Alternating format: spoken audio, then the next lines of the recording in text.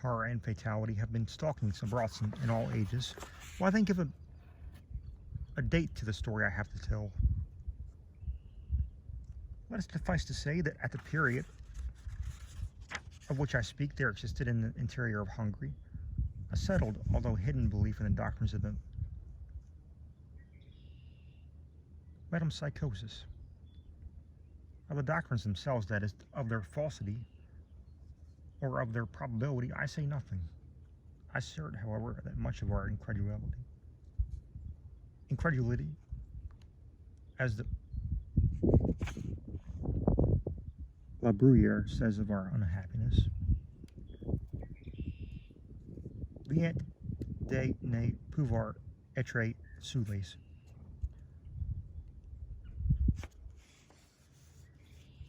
But there are some points in the Hungarian superstition which were fast verging to absurdity. They, the Hungarians, differed very essentially from their Eastern authorities.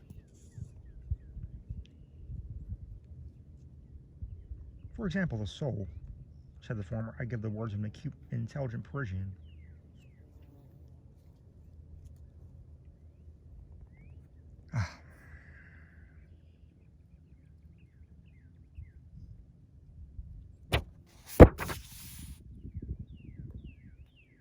It's like that.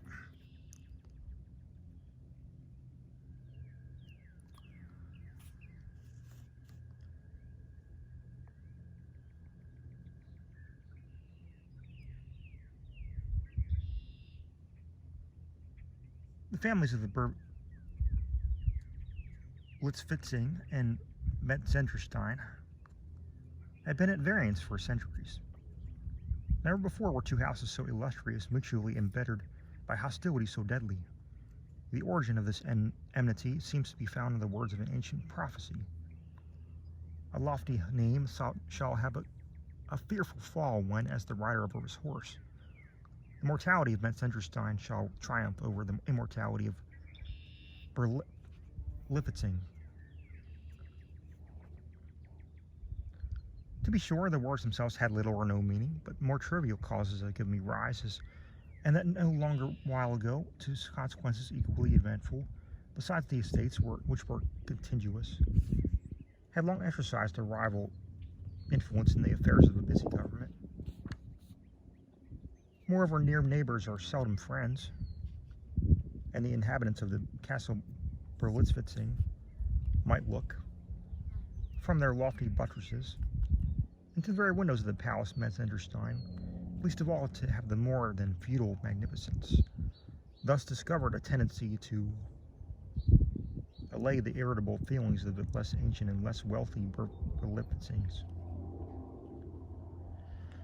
What wonder then that all the words, however silly, of that prediction should have succeeded in keeping at variance two families already predisposed to quarrel by every instigation of hereditary jealousy. The prophecy seemed to imply, if it implied anything, a final triumph on the part of the already powerful house, and was of course remembered with the more bitter animosity by the weaker and less influential.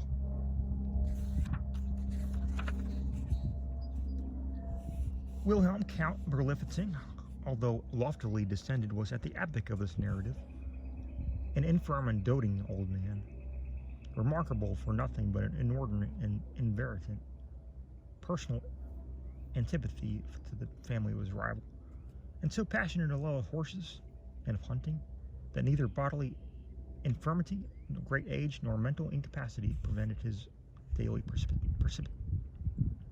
participation in the dangers of the chase. Frederick, Baron Metzengerstein, was on the other hand not yet of age. His father, the minister, died young. His mother, the Lady Mary, followed him quickly. Frederick was at that time in his 18th year. In a city, 18 years are no long period, but in a wilderness, and so magnificent a wilderness as that old principality, the pendulum vibrates with a deeper meaning. For some peculiar circumstances, attending the administration of his father, the young baron, at the decease of the former, entered immediately upon his vast possessions. Such estates were seldom held before by noblemen of Hungary. His castles were without number. The chief in point of splendor and extent was the Palace Metzengerstein. The boundary line of his dominions was never clearly defined, but his principal park embraced a circuit of 50 miles. Upon the succession of a prior so young, with a character so well known, to a fortune so unparalleled, little speculation was afloat in regard to his probable course of conduct. And indeed, for the space of 3 days, the behavior of the out-Heroded Herod and fairly surpassed his expectations of his most enthusiastic admirers. Shameful debaucheries, flagrant treacheries, unheard of atrocities gave his trembling vassals quickly to understand that no servile submission on their part, no punctilios of conscience on his own, were thenceforward to prove any security against the remorseless fangs of a petty Caligula. On the night of the 4th day, the stables of the Castle Berlifitzing were discovered to be on fire. An unanimous opinion of the neighborhood added to the crime of the incendiary to the already hideous list of the baron's misdemeanors and enormities.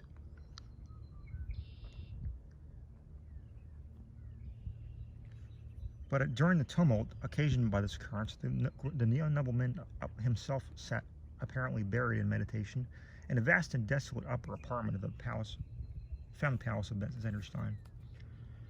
The rich, although faded tapestries were hangings, which swung gloomily upon the walls, represented here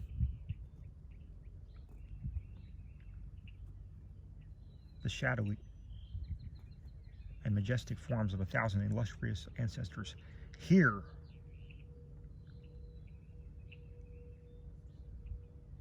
were German priests and pontifical dignitaries, familiarly seated with an autocrat and the sovereign, put a veto on the wishes of the temporal king, and restrained with the fire of the papal supremacy the rebellious scepter of the archenemy.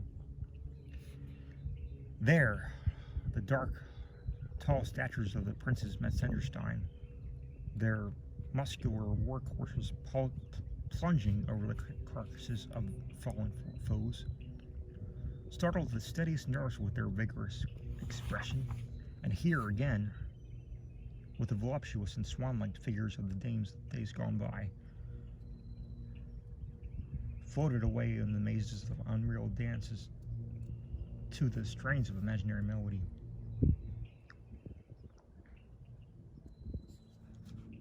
But as the Baron listened, or affected to listen, to the gradually increasing uproar in the stables of Berlifitzing, or perhaps pondered upon some more novel, some more decided acts of audacity, his eyes were turned unwittingly to the figure of an enormous and unnaturally colored horse, represented in the tapestry as belonging to a Saracen ancestor of the family of his rival.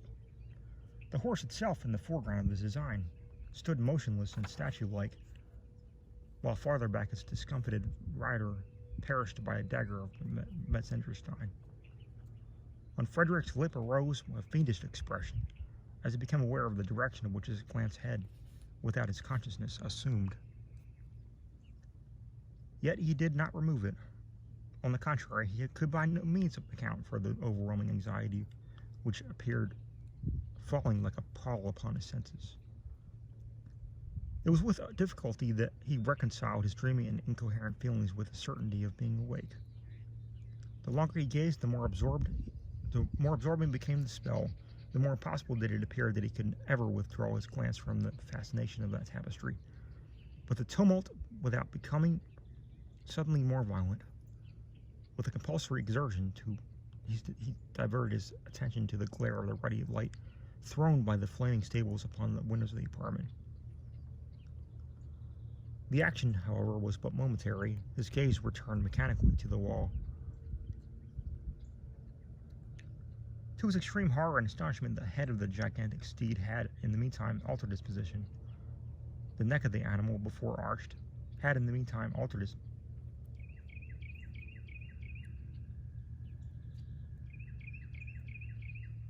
as if by compassion over the prostrate body of its lord, was now extended at full length in the direction of the Baron.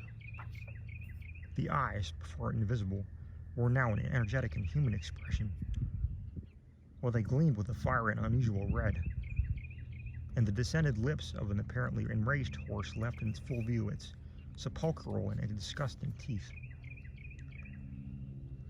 Stupefied with terror, the young nobleman tottered to the door. As he threw it open, a flash of red light, streaming far into the chamber, flung his shadow with a clear outline against the quivering tapestry, and he shuddered to perceive that shadow as he staggered a while upon the threshold, assuming that exact position and precisely filling up the contour of the relentless and triumphant murderer of the Saracen Berlifitzing.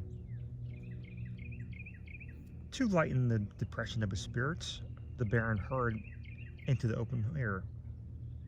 At the principal gate of the palace, he encountered 3 equerries. With much difficulty and at the imminent peril of their lives, they were restrained the convulsive plunges of the gigantic and fiery-colored horse. "Whose horse? Where'd you get him?" demanded the youth in a querulous and husky tone, as he became instantly aware the mysterious steed in the tapestried chamber was the very counterpart of the furious animal before his eyes.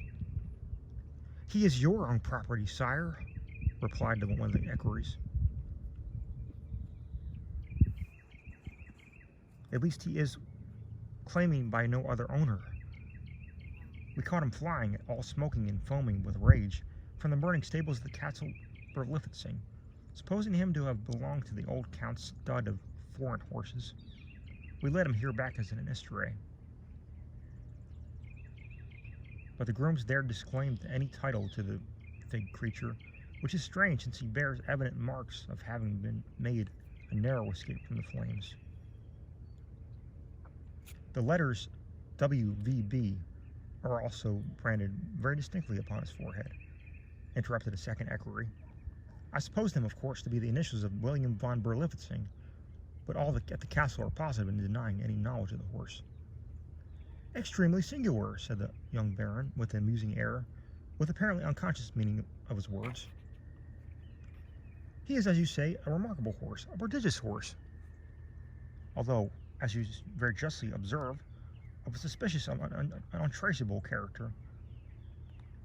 Let me mind, however," he added after a pause, "perhaps a rider like Frederick of Metzengerstein may tame even the devil from the stables of the Berlifitzing." "You are mistaken, my lord. The horse, as I think we mentioned, is not from the stables of the Count. If such had been the case, we know our duty better than to bring him into the presence of a noble of your family." "True," observed the Baron dryly, and at the instant the page of the bedchamber came from the palace with a heightened color and a precipitate step. He whispered into his master's ear an account of the sudden disappearance of a small portion of the tapestry, in an apartment which he designated, entering at the same time in the particulars of a minute and circumstantial character. But from the low tone of the voice of which these latter were communicated, nothing escaped to gratify the excited curiosity of the equerries.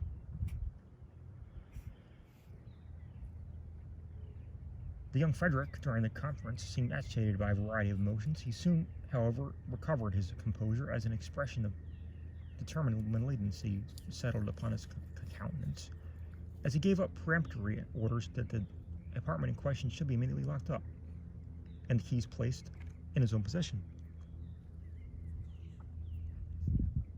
"Have you heard of the unhappy death of the old hunter Berlifitzing?"